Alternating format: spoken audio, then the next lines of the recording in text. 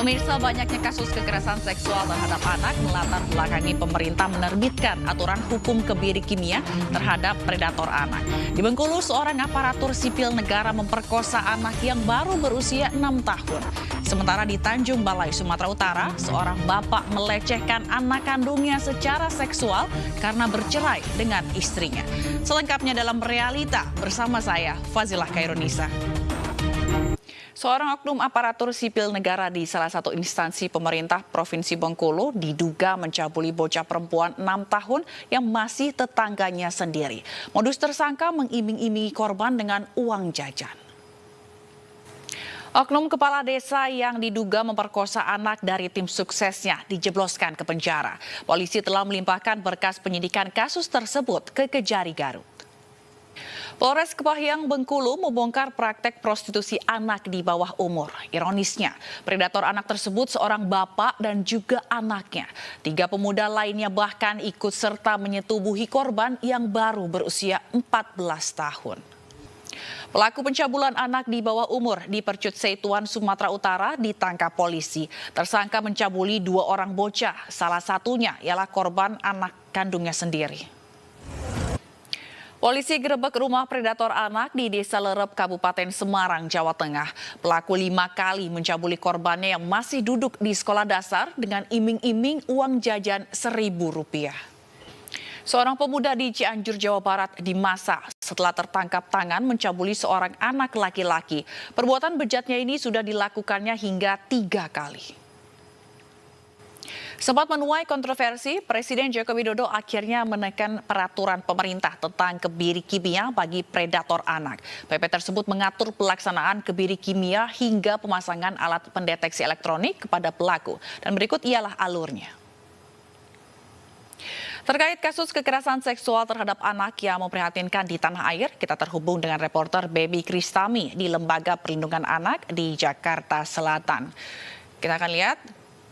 Nah, Baby, seperti apa ini Lembaga Perlindungan Anak menyikapi terkait dengan kasus ini? Ya, selamat sore. Baik, terima kasih Baby Kristami atas informasinya. Nah, pemirsa, predator anak ini tidak sedikit pelakunya orang terdekat di lingkaran keluarga. Padahal seharusnya mereka berperan sebagai pelindung anak. Lalu kenapa hal ini bisa terjadi? Realita segera kembali. Pemirsa, seorang paman di Bau-Bau, Sulawesi Tenggara tega mencabuli 2 orang keponakannya dengan iming-iming uang jajan. Aksi bejat berakhir setelah polisi menggerebeknya di sebuah hotel. Seorang anak di Tanjung Balai, Sumatera Utara jadi korban pelecehan yang dilakukan oleh ayah kandungnya. Korban diketahui telah 3 kali dilecehkan ayahnya setelah ibu korban bercerai. Seorang ayah tega memperkosa anak kandungnya sendiri. Aksi bejat dilakukan pelaku di rumahnya sendiri, padahal anak kandungnya baru berusia 8 tahun.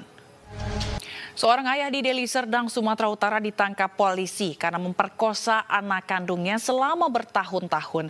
Aksi bejat bapak atas anak kandungnya sendiri ini setelah korban tidak tahan dan bercerita pada pamannya. 2 pelajar siswi SMP warga Tasikmalaya, Jawa Barat diperkosa puluhan kali oleh anak pang. Peristiwa pilu tersebut terjadi saat korban diajak temannya masuk ke dalam komunitas pang yang kerap berkumpul di sekitar terminal Tasikmalaya. Akibat terlilit hutang, seorang paman di Deli Serdang, Sumatera Utara membunuh dan memperkosa keponakannya sendiri. Pelaku juga melecehkan korban. Jasad korban ditemukan ibunya terikat di dalam kamar. Pelaku kejahatan seksual terhadap anak tidak hanya dilakukan keluarga terdekat, namun juga teman sebaya mereka.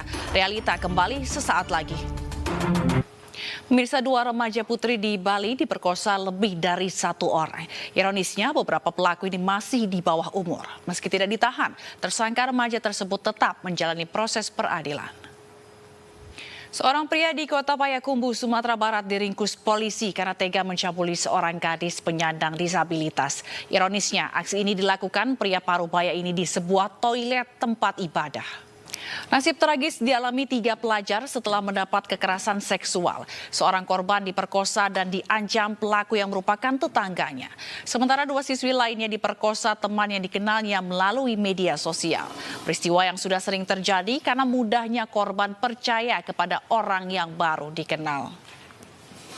Dan informasi ini sekaligus menutup realita hari ini. Saya Fazila Khairunisa undur diri, terima kasih dan sampai jumpa.